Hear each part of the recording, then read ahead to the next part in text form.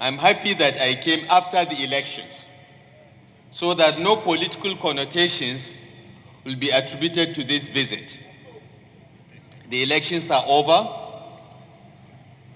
and as elected leaders, it is our duty to now serve the people.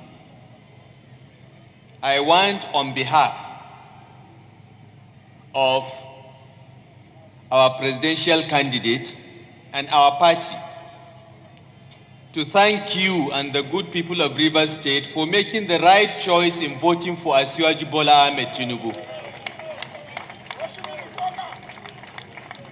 It is the first time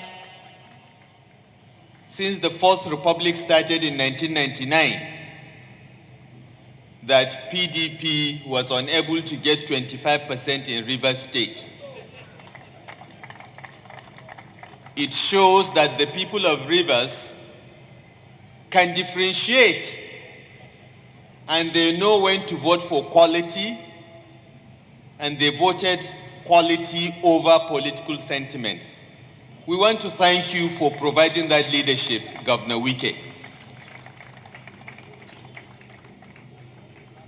This country belongs to all of us, and we have a duty to do all that it takes to make Nigeria an egalitarian, progressive, and prosperous society.